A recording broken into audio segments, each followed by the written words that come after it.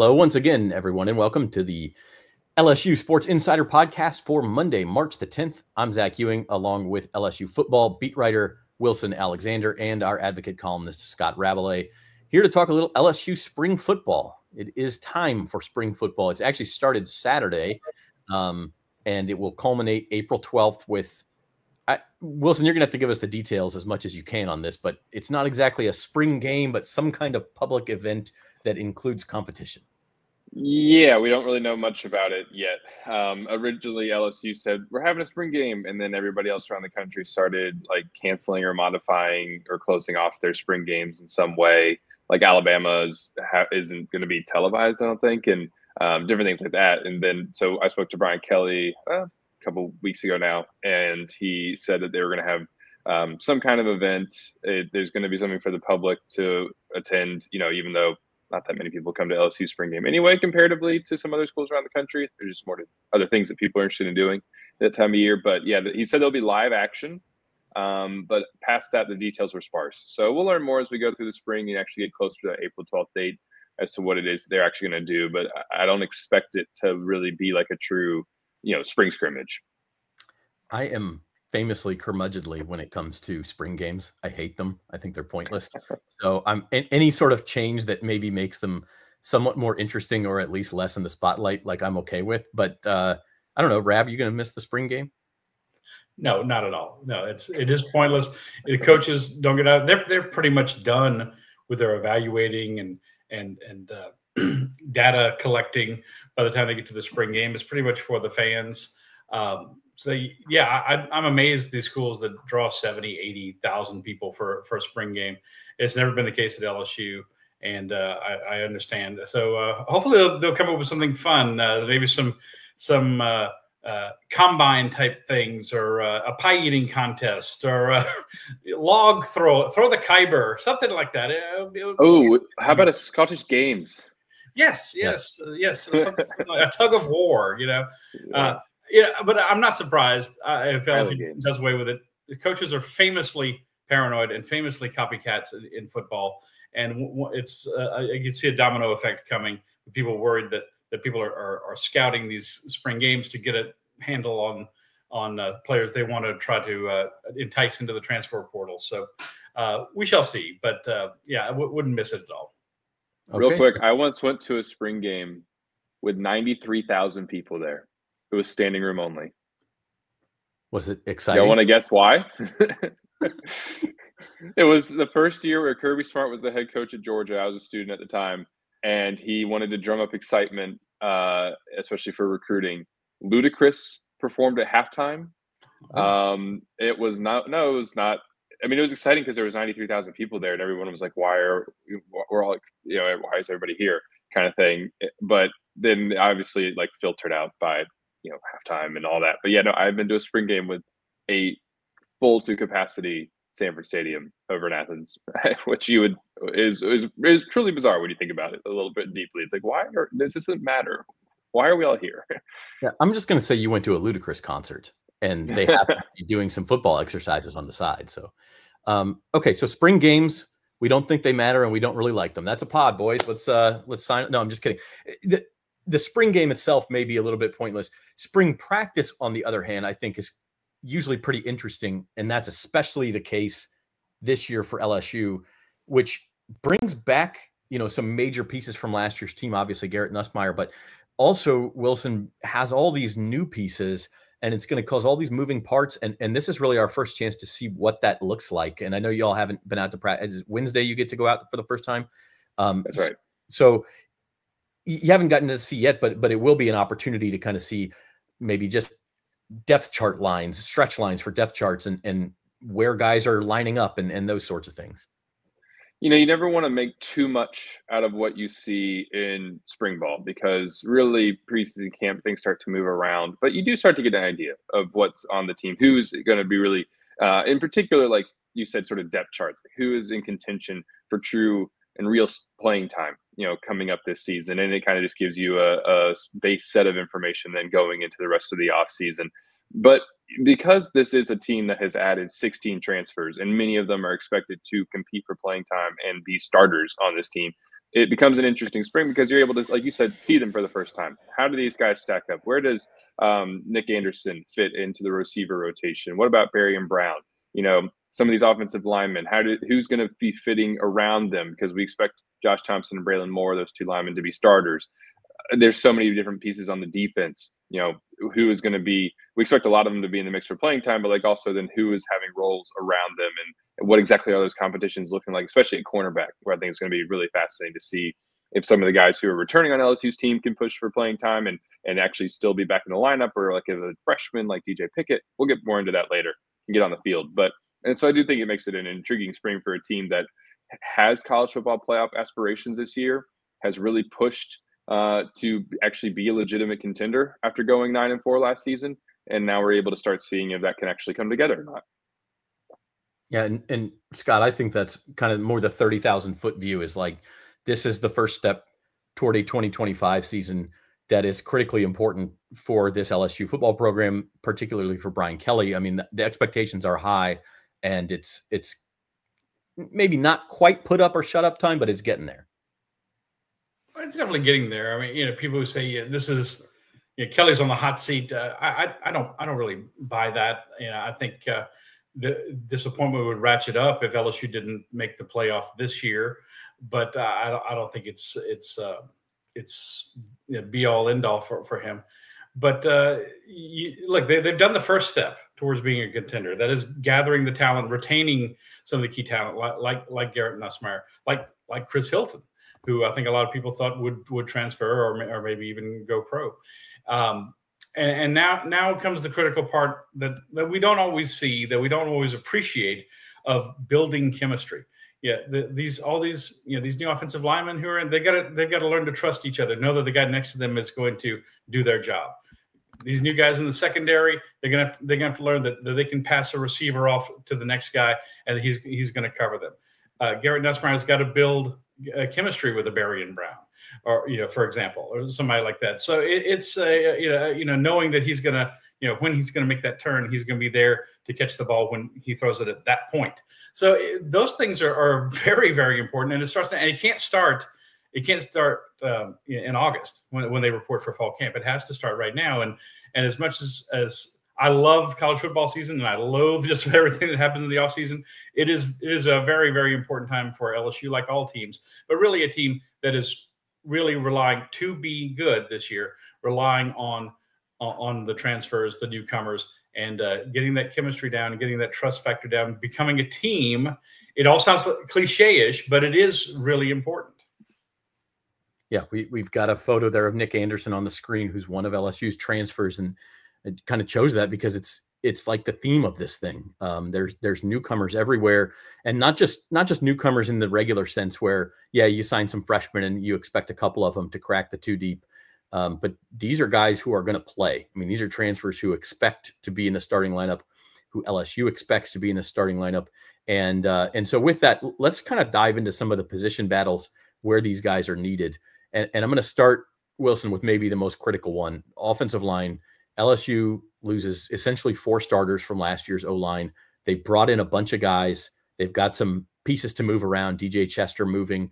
But this is maybe the single most area where it's going to be super interesting to see who lines up where and who's getting the reps with the ones and that sort of thing. It is, for me, the top position battle of the entire offseason, because you can bring in all these great skill players and you can bring back Garrett Nussmeier, but if he doesn't have time to work through his progressions, then none of it matters. And if you can't establish the run the way LSU wasn't able to last year, then your offense becomes unbalanced again, and you're in a bind. So that's why the offensive line is really, really crucial for this team. I mean, it's crucial for every team, but for this team this offseason to figure out what is going on up front. Because like you mentioned, they bring in Braylon Moore is going to play center, Brian Kelly said. So DJ Chester, who played there all of last season, is sliding over to guard. Well, guard becomes an incredibly intense position battle this entire offseason, because there's just a lot of guys in the mix. Running through just a few of them in terms of returning players is Chester, Paul Mabenga, who ended up starting a handful of games last year because of an injury. You've also got a guy like Cohen Eccles, who was impressive, we're told, during bowl practices last year, really showing off his physicality. And then, Josh Thompson, the Northwestern transfer, is going to play guard too. He could end up, though, sliding to tackle, and that's why, that tackle becomes, especially right tackle, a really fascinating spot. It looks like Tyree Adams, at least heading into the spring, will play left tackle. Right tackle, Brian Kelly said they want one of their younger guys to emerge. So it's a really big spring for someone in particular like Weston Davis. And then you got a bunch of freshmen and like other underclassmen who, coming in are going to have a chance to compete for time. Carius Kern jumps out immediately as a name to watch here throughout the offseason.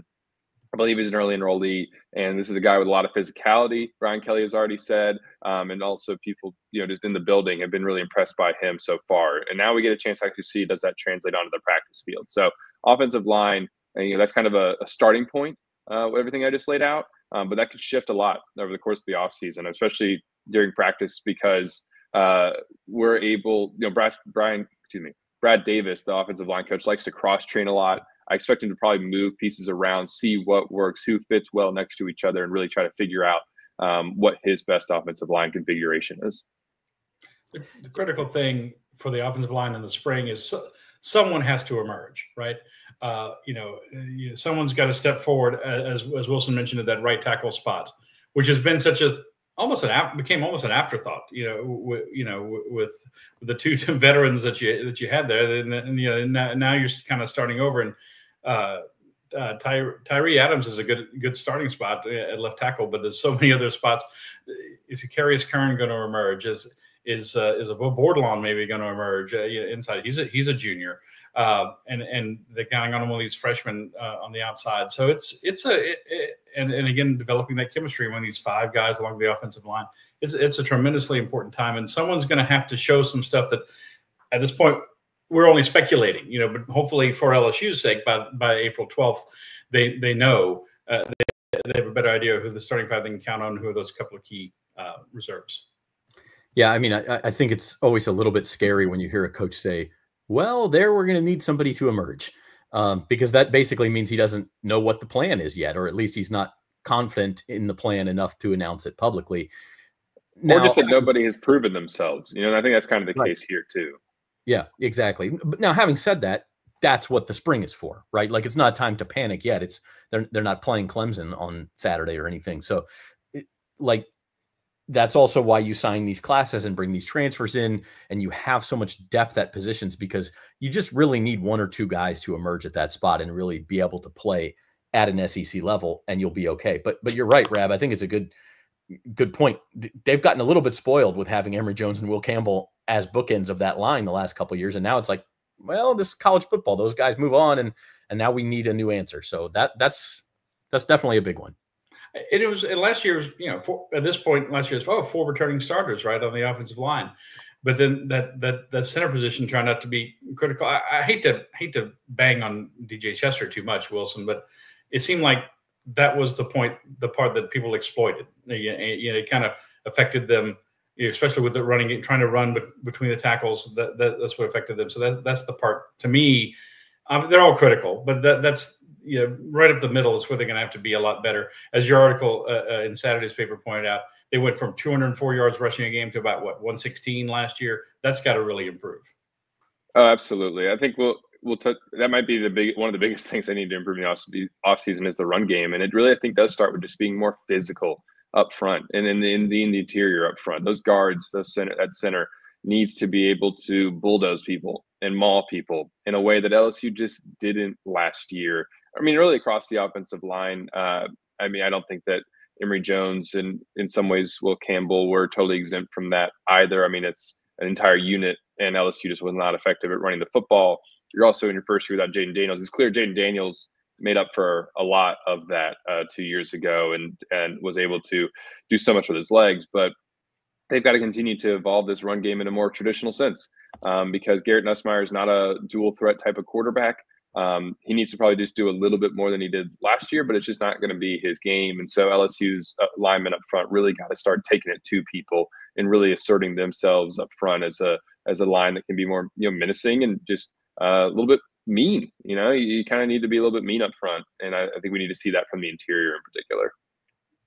Okay, so that's the battle at offensive line. Tell you what, we're going to take a quick break. We got a couple other position battles to go through, and then we do want to kind of zero in on some of the new players who are going to be in LSU spring camp as we continue to preview spring football on the LSU Insider podcast. There's no better place to parlay than Caesars Sportsbook. With quick picks, you can tap right into pre-built, ready-to-bet parlays right from the home screen. And if you miss tip-off, no worries. You can play same-game parlays live during the action. Plus, it's never been easier to find and bet on the biggest matchups of the day, so you can keep up with all the action. Caesars Sportsbook, proud partner of the NBA and the only sportsbook app with Caesars Rewards. Download it today.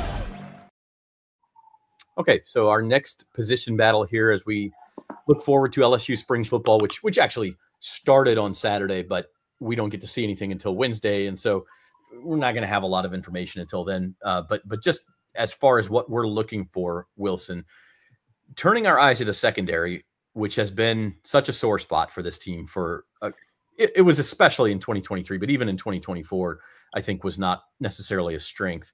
And they had some guys playing there who put in the work, but they're looking to upgrade the talent, bottom line. And so they brought in all these transfers, and this is where, it's almost like starting fresh and seeing who's going to win those jobs. Absolutely. I mean, Ashton Stamps, I mentioned this in the story the other day, the spring football guy we had up. Ashton Stamps has started 16 straight games dating back to 2023. And is Ashton Stamps an all-SEC corner? No. But that's a lot of playing time over the past 2 years and a lot of experience that he's racked up at LSU. And normally I feel like you would point to that as that guy, you can pencil him in as their starter next year. That's not the case.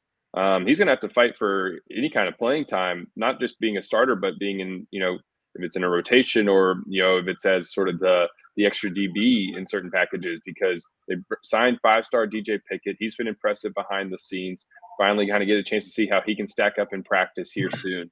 And then, Mansour Delaney from Virginia Tech, he's somebody who could play safety depending on how things shake out, but LSU sees him as a corner right now. That's where he's playing. And so that's another guy who might be a starter. Jakeem Jackson, transfer from Florida, who started 2 games for the Gators last year, a guy who Corey Raymond signed at Florida. He's going to be in the mix for playing time. I mean, PJ Woodland, a guy who LSU, was on LSU's campus last year. I mean, on his campus, on the team last year as a freshman, and got some good playing time. Like, he's going to be, fighting for spots too. And so that cornerback room and spot battle in particular is wide open. But even at safety too. I mean, Tamarcus Cooley comes in, but he's a guy was a nickel at NC State. Is he going to be like a true deep safety for LSU? I think so, but we'll need to kind of see how that translates. Jordan Gilbert comes back off of a shoulder surgery. Is he going to be better than he was last year? He needs to be. And then, they've got some other young guys who they kind of, again, like we were talking about with the tackles, need to emerge. Like Javian Tobiano, not necessarily a young guy anymore. He's a junior, but somebody who hasn't played a ton.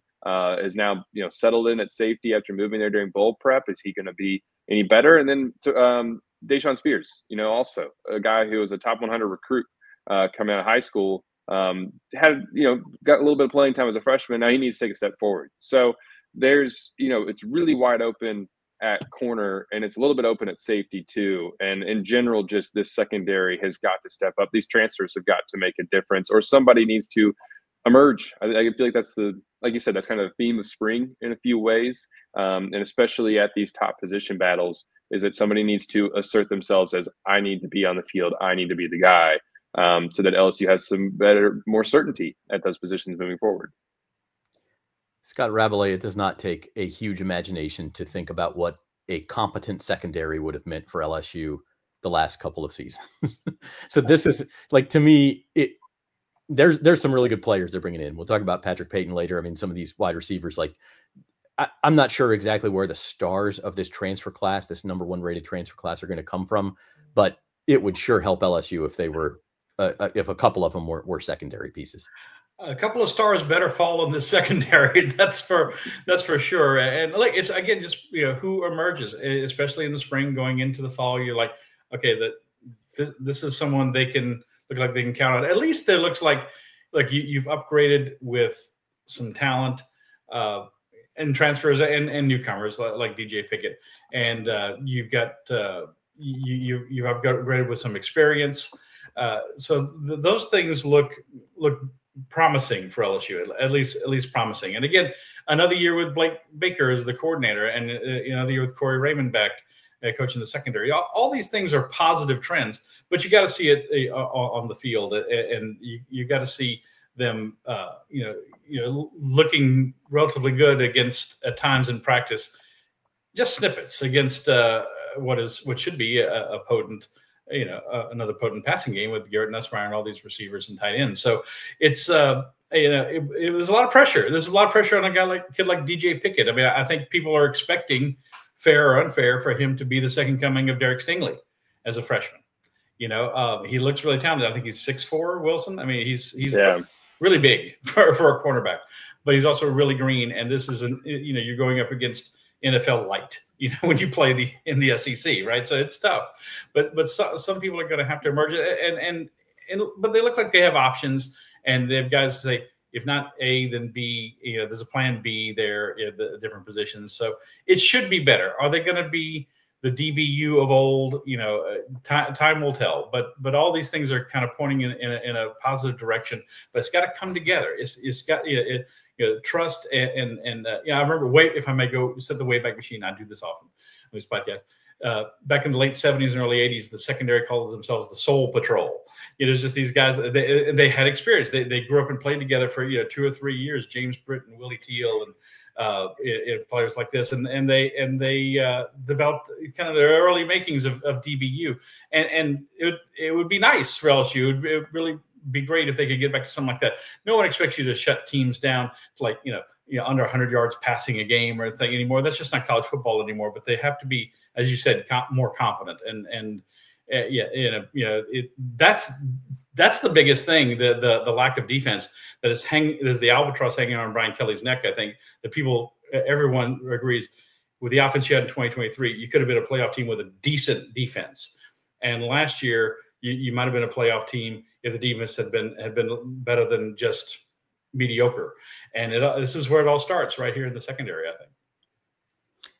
Yeah, I'm envisioning this in my head. Scott Rabalais and the Wayback Machine, brought to you by. It's like a regular feature. If you're interested, call our sales staff. I'm just saying. We'll do anything. Shameless. I do like the. I mean, I don't care if it has a sponsor or not. I like the title of it. Let's do it. Okay. So the third one that we're really going to focus in on is a little bit different from the first two, in that I don't know that you're necessarily worried about the wide receivers, but it is interesting, Wilson, to see which ones are actually going to step up and win the jobs. I think there's a lot of talented guys here. We mentioned Nick Anderson from Oklahoma, but of course Hilton's coming back. They've just got talent coming back, but also adding some stuff, and it's going to be interesting to see who Garrett Nussmeier's main targets end up being. We saw such a difference at the end of the season and what this offense could be. Granted, it was not against necessarily the top defenses that LSU played, but when Chris Hilton was healthy and able to stretch the field, and LSU has gone out and gotten more speed with Barry Brown and with Nick Anderson. Nick Anderson isn't necessarily doesn't have quite the speed, I think, on tape as like Chris Hilton and Barry Brown do, but he is still a guy who caught 10 touchdowns at Oklahoma as a freshman and can certainly, and his average, it was 50 something catches for 800 yards. He was the average yard per catch was really high. He can get downfield and pick up yards after the catch too. And so all to say, LSU has tried to fix that element of its offense by going and adding fast players who can stretch the field and prevent defenses from squatting on underneath and intermediate routes like they did so often last year, especially in the second half of the season. And so all to say, there's definitely talent there, but now it's got to kind of, to Rap's point, it's got to come together. And you also got to see, okay, who is the starters? Who is going to have more of a rotational role? Because you probably have you're starting out, I think, with a top 5. Barry Brown, Nick Anderson, Chris Hilton, Aaron Anderson, definitely, who we've probably gone way too long without mentioning yet, because he's the leading returning receiver on this team. Had over 800 yards in a breakout season last year. He was fantastic. And then Xavier Thomas would be in that mix too. Can he be more of a gadget player is kind of the thing for him. So what you're going to say something, Zach? I was just going to say I was completely blanking on Aaron Anderson. If you notice, I was stumbling over my words when I was introducing this. I knew I was forgetting somebody. So thank you for mentioning. No problem. And so, but Hilton's got to stay healthy for an entire season. He hasn't done that. So there's certainly some question marks with this receiver room. There's a lot of talent, but they've got to now be able to see, okay, you've got that top 5, and then can anybody else who's coming back like assert themselves into the mix? Kyle Parker, for instance, the guy who was starting to get more playing time last year before he had a season-ending injury.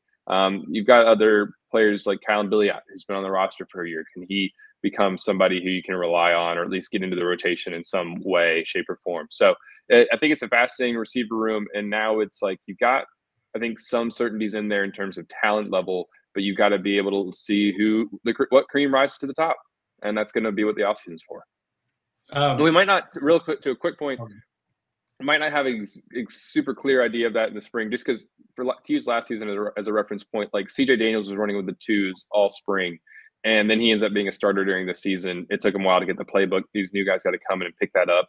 So that might be something that, leaving the spring, you might have a different understanding of what the first team offense is than what it'll actually end up being. And I mean, that's kind of the case for every position, but like that comes to mind when we talk about these transfers. Sorry, go ahead, Rob. Zach is the host, but this is like Prime Minister's question times in Parliament.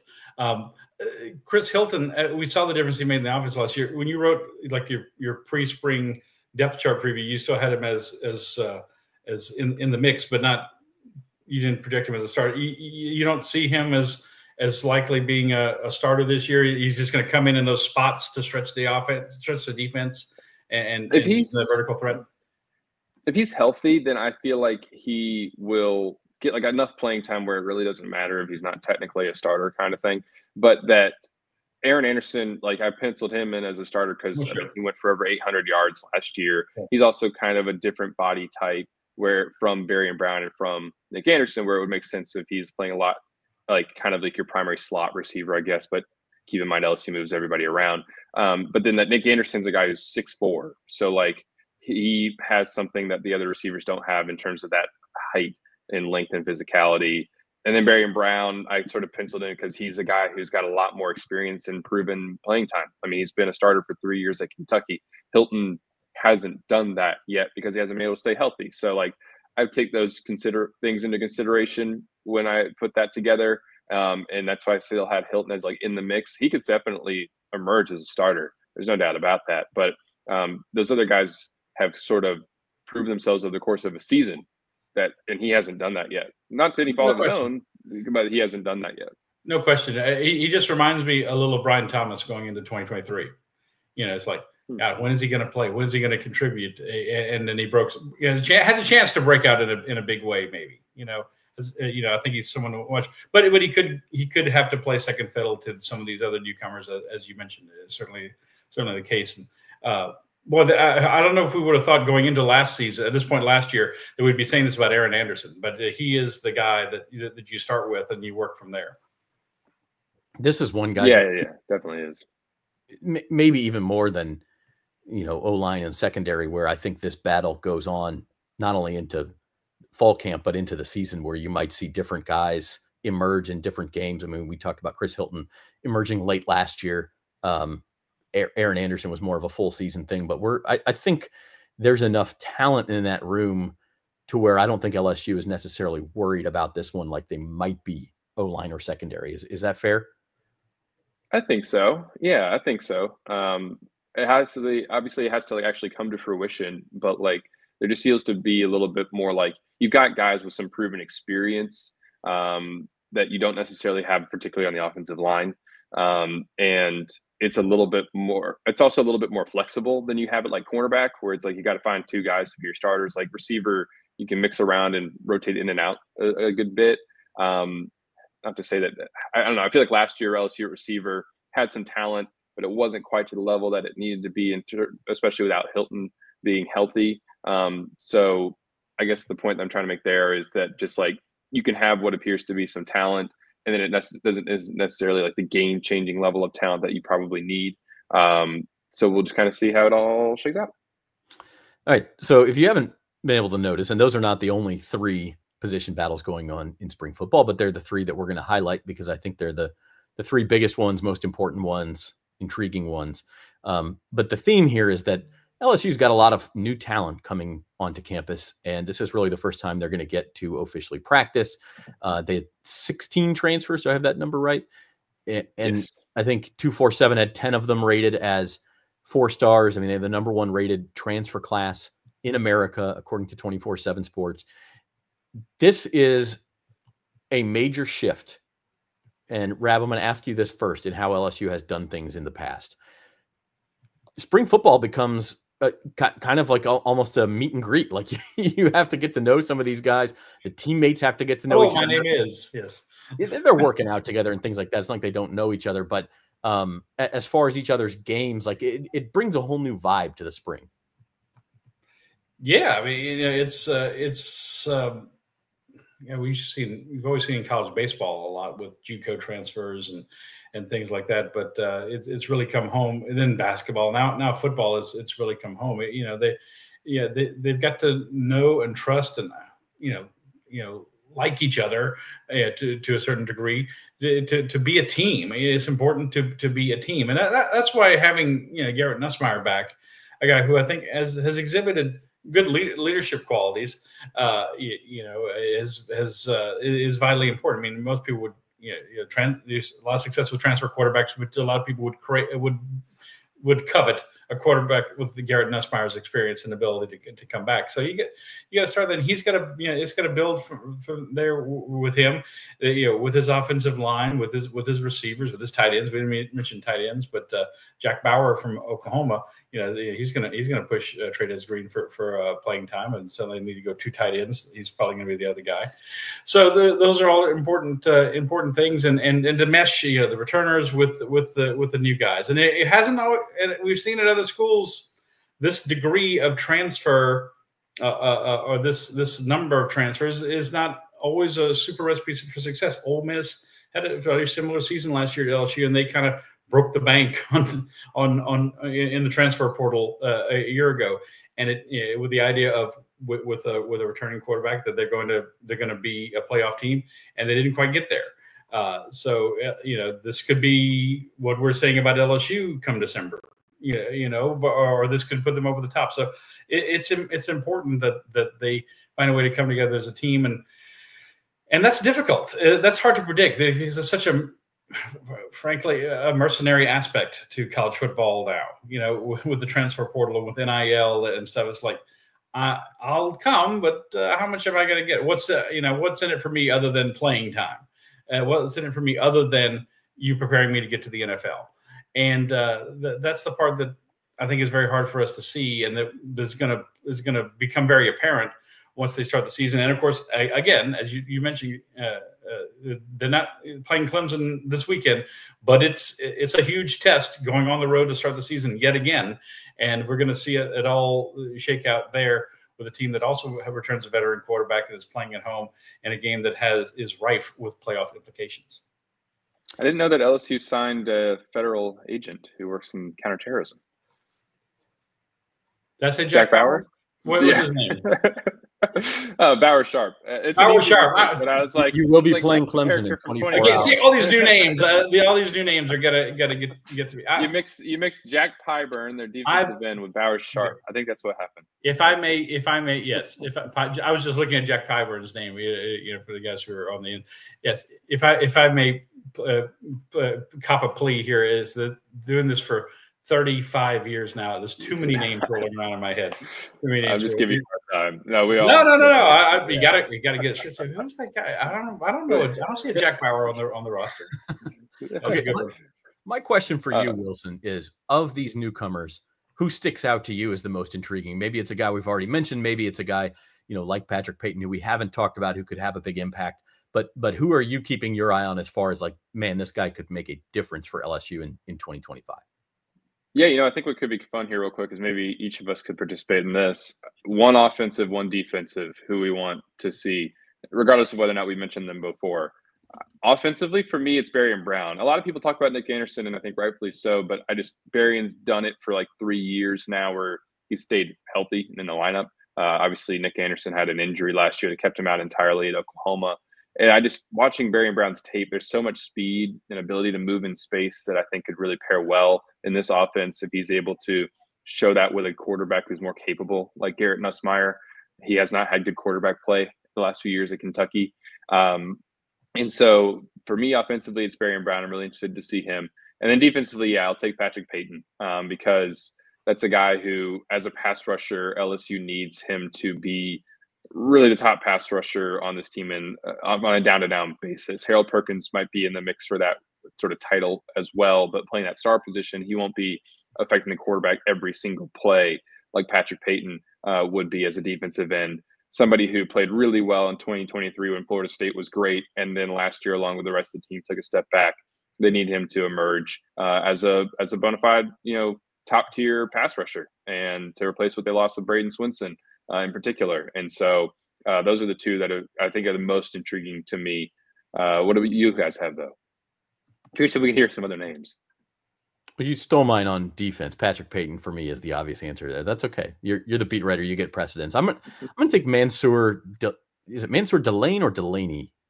I think it's Delane. On defense. Ball hawking cornerback, 4 interceptions last year. Does this sound like something LSU could use? I mean, like, even if the guy occasionally gets burned, just the fact that you might have and I'm not saying he will, I'm just saying it's, but the fact that you can have a guy who's going to make a big play in the secondary, maybe DJ Pickett emerges. That's a position where a freshman can come in and have an impact. Like, you could transform this secondary. So I'll take that pair on defense. And, I don't know, on offense, linemen are so hard, but I think if this is going to work, it's got to be one of those linemen who comes in and has an impact. I mean, I'm not savvy enough, or we don't know enough yet to say which one, but I think one of them has to come in and really become a bona fide every week starter. Rab, how about you? Good pick, as Lee Corso would say. I get to go third, so I got to come up with some different names. Offensively, Braylon Moore. Yeah, if he's going to be the center, that's a position that's got to really improve, because, again, I don't want to bang on Chester too much, but that was a weak spot, the weak link in the offensive line last year. That's got to be better. And then, you have to be strong up the middle, right? And what's in the middle on the secondary is safety. And so I'll say Tamarcus Cooley, Wilson. It's a very intriguing picture of a guy who just played nickel, and now he's expected to start at a true safety position, most likely. Who's going to be LSU's nickel, Wilson, you think? That's a great question. We're going to find out throughout the offseason. It's interesting because Harold Perkins at the star is like a part of that equation, I would think, because like LSU played a 4-2-5 last year. Usually that 5th DB would be your nickel, but it was this star position, which last year was Major Burns, and now it's going to be Harold. And so your nickel on like certain passing downs is going to be really interesting. That's like probably whoever your third corner could do that, but it's also like, do you have a safety who you like there?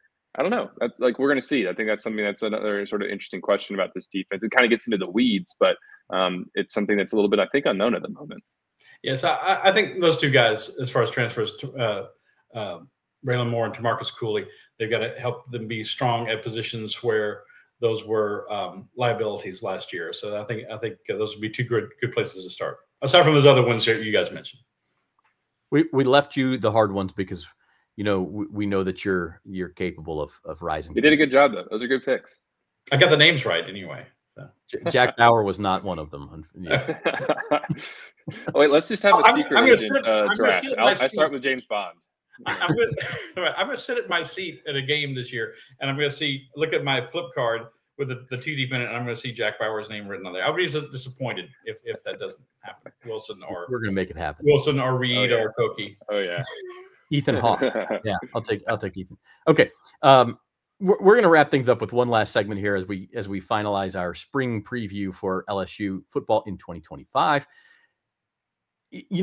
And we'll kind of end right back where we started, and this is the first step of a 2025 season that is really a crossroads for this program. The expectations, we talk about this so much, they are to go to the college football playoff. Is that realistic every single year? Probably not, but in the 12-team era, it feels like it should be. It feels like you should at least be in that conversation, and that's what the fan base expects. I think that's, at this point, maybe what we expect, but there's going to be a lot of moving parts to get there. I mean, and that's where this starts, Wilson, and that's to me, I think, the overarching theme of spring football. Yeah, and to me, there's two ways where LSU really needs to improve, and it's stopping the run and running the football. I mean, LSU was just not an effective team offensively last year when it came to needing to run the ball. That for some reason the Brent Key quote "run the ball" is coming into my mind. But they really got to get better in that respect because, like you said, again, they don't have that dual threat quarterback with Garrett, and so they need to be able to find that traditional run game. You've got a freshman coming in, Harlan Berry at running back, who's another kind of not one of those transfer newcomers, but another newcomer who is going to be an interesting piece of this offense as a freshman. Maybe he's able to contribute and add something in that room. And so, and then on the other side, like LSU got just gashed when they played dual threat quarterbacks last year. They were okay stopping the run otherwise, not like great, but manageable. But when they played dual threat quarterbacks and then their losses last year in particular, when like they just like those the Alabama and the Texas A&M games in particular, they've got to get better at stopping the run with those dual threat QBs. And it starts week one with, I mean, Klubnik is a guy who's going to run the football. And so it's important in right away next season. So I think that it needs to be a priority for LSU is both of those things because otherwise this team will not be able to take a step forward. Rab, how about you? What storylines are you following here for the spring? I think to what Wilson said, setting the edge. It seemed like that was such a problem for LSU defensively the last 2 years, but it continued last year. And that's where guys like Patrick Payton and Jack Pyburn are supposed to be able to help. That's where you think maybe Harold Perkins can help his return. And we've focused on the transfers, but having him back is one of the big storylines. And how is he going to look at this position? He's clearly immensely talented, but you finding the right place for him to play has been the issue for LSU during his career. So we'll see how he recovers once he gets back from injury and does in the fall. But we're focused on the spring right now. And running, they've got to be more balanced. Garrett's not gonna run. He's not gonna take off, but once in a while, that's okay.